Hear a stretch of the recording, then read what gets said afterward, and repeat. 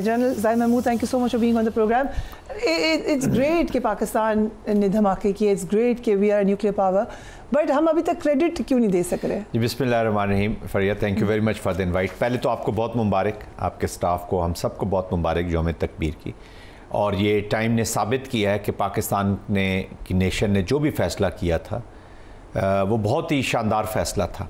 अभी पुलवामा और पहलगाम के बाद तो अब किसी को शक नहीं होना चाहिए कि ये हमारी सॉवरेनिटी की गारंटी था, हमारी सिक्योरिटी की गारंटी था, हमारी नज़रियाती और हमारी जोग्राफियाई सरहदों की गारंटी है। वरना जो अभी माइंडसेट बैठा हुआ है आरएसएस की, ये मोदी दत्वा की सोच, तो वो पाकिस्तान के साथ न जाने क्या से क्या कर चुके होते हैं। अब आपने क्रेडिट की बात की, credit goes to the nation.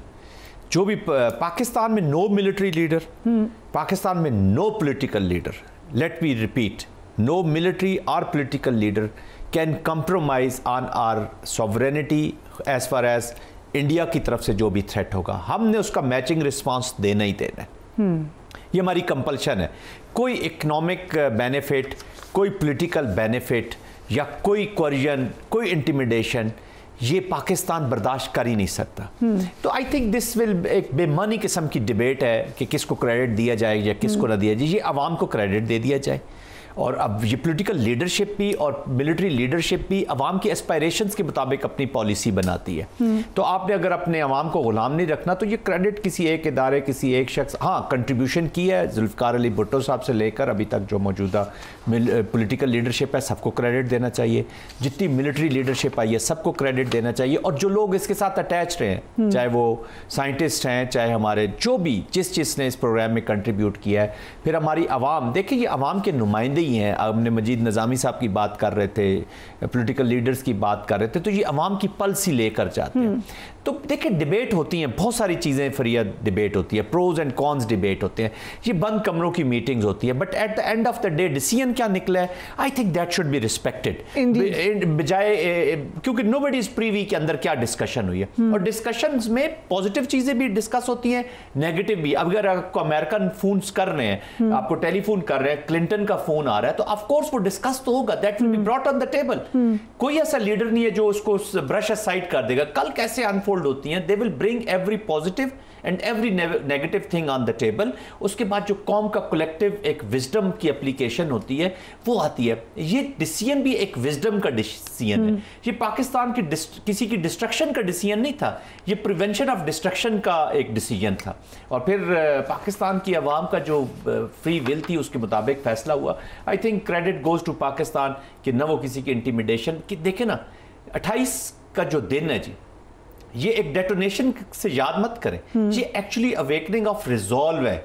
ये रिजॉल्व की मैनिफेस्टेशन है। चाही के पहाड़ ने बोल के पूरी दुनिया को बता दिया है कि ये नेशन इंडिया के कॉन्टेक्स्ट में कोई कंप्रोमाइज नहीं करेगी, अपनी सॉवरेनिटी पे कंप्रोमाइज नहीं करेगी, अपनी इंटेग्रिटी पे, टेरिटोरियल इंटेग्रिटी इज अनक्वेश्चनेबल, इस पे कभी कंप्रोमाइज नहीं होगा।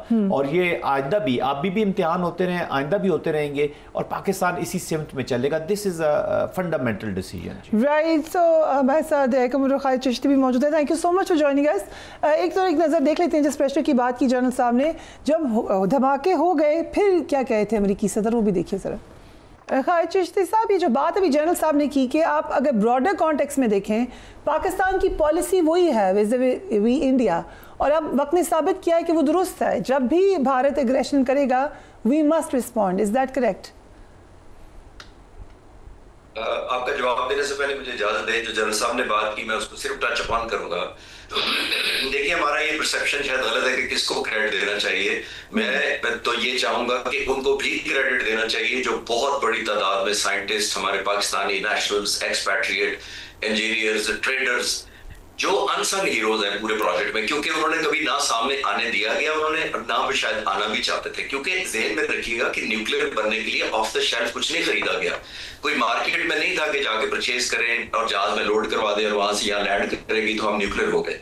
I think hundreds if not thousands जो कंट्रीब्यूट किए वो ऐसे अनसंग हैं हमारे, जिसको मैंने कहा है साइंटिस्ट हैं, ट्रेडर्स हैं, बिजनेसमैन होंगे, पता नहीं किस किस कवर में, कोवर्ट या अदरवाइज, उन्होंने चीजें पहुंचाई होगी, एयरलिफ्ट करवाई होंगी, स्मगल करवाई होंगी, I don't know, there are hundreds of those people जिनको क्रेडिट जाना चाहिए। और सारी लीडरशिप को क्रेडिट इसलिए जाता है कि मैं डॉक्टर कदीर खान से कई दफा मिलने का मुझे एजाज हासिल है अपनी जिंदगी में, तो वो चाहे किसी भी हुकूमत ने, किसी मिलिट्री लीडर ने, किसी पॉलिटिकल लीडर ने ऐसा कभी फैसला नहीं किया था कि इसको रोक दें प्रोजेक्ट को। ये एक नेशनल कॉज थी, एवरीबडी कंट्रीब्यूट।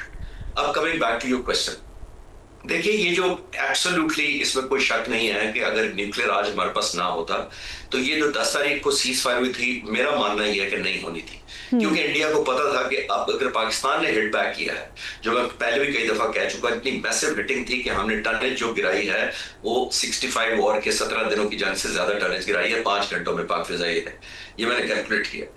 अगर इतनी बड़ी टनेज हिंदुस्तान बर्दाश्त कर सकता था तो उसको हमारा न्यूक्लियर है पता था। हमारे न्यूक्लियर होने के 2 फायदे, आज तक हिंदुस्तान, हमें आपने नोट किया होगा जब से हमने एक्सप्लोजन किया है, हिंदुस्तान दुनिया की नजर में साबित करने पर डटा हुआ है और डिटरमिन्ड है कि वो साबित करे कि हम इररिस्पांसिबल न्यूक्लियर स्टेट है। राइट। आज ये जो जिस स्टेट पोजीशन पर हम खड़े हैं, हमने ये साबित किया है दुनिया के सामने कि हम कन्वेंशनल वॉर का थ्रेशोल्ड ही इतना ऊपर ले गए हैं कि न्यूक्लियर की हमें जरूरत ही नहीं पड़ेगी। कौमें वो हमें न्यूक्लियर तब जाने की जरूरत पड़े कि हमारी कन्वेंशनल थ्रेशोल्ड इतनी शॉर्ट के नीचे आ जाए कि हम जरा सा कोई बॉम्बिंग हो हमारे पास या ड्रोन फेंके जाए या हमारे एयर बेसिस पर हमला हुए तो हम न्यूक्लियर बटन पे चले जाए और दुनिया को कहें कि हम न्यूक्लियर बटन दबाने लगे। हमने दुनिया को पावर किया है कि हमारा हिट लेने का भी स्टेमिना बहुत है और हिट करने का तो बहुत ही ज्यादा है। तो अपने 10 तारीख को हमने साबित किया है, तो हमने अपनी थ्रेशोल्ड साबित की है both ways, defensive and offensive both. सही। सो जनरल साहब, अब क्या हो रहा है भारत में?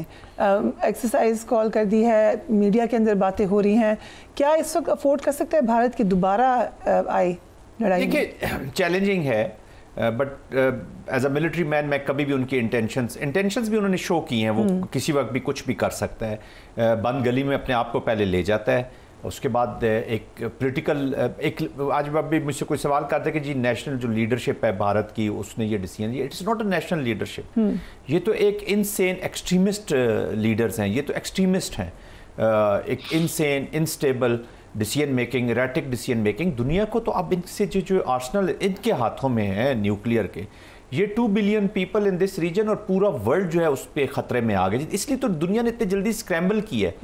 ये इट इज़ नॉट दिस कि वो पाकिस्तान की मोहब्बत में या पाकिस्तान की, उन्होंने देखा कि यार ये तो बहुत ही and this is the most dangerous zone, ये जो कश्मीर के, this is the most dangerous flash point, और वहां पे इस तरह के एक्सट्रीमिस्ट और उनके अभी इंस्ट्रूमेंट ऑफ जो पॉलिसी है वो नॉन स्टेट एक्टर्स हैं, तो और अच्छा फिर पिल्फरेज, इलिसिट ट्रेड, स्मगलिंग, जितनी अभी चोरी के इंसिडेंट हुए हैं since they have this nuclear, इनके मिसाइल मटेरियल्स भी और इससे रिलेटेड मवाद भी और रिकॉर्डेड हैं।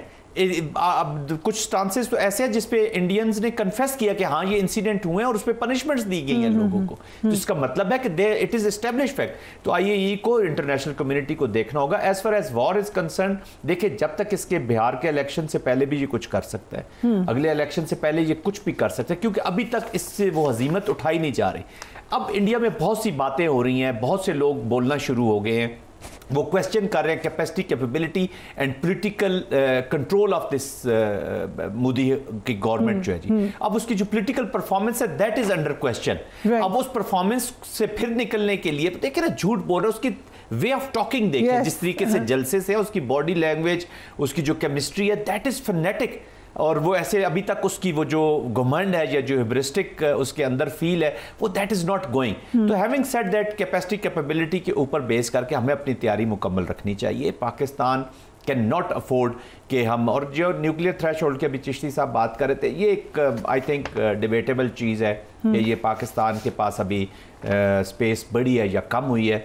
With this mind set it is under question. ये तो बाद में डिबेट होगी कि हम किस तरफ जा रहे हैं, क्या करना चाहिए। बट एक चीज़ इज़ वेरी क्लियर, पाकिस्तान अपने नेशनल वाइटल इंटरेस्ट, चाहे कश्मीर हो, चाहे हमारी टेरिटोरियल इंटेग्रिटी हो, चाहे हमारी सॉवरेनिटी हो, चाहे हमारा पानी हो, Pakistan will use all means available at its disposal, वरना तो हम अपने 25 करोड़ आवाम के साथ ज्यादती करें।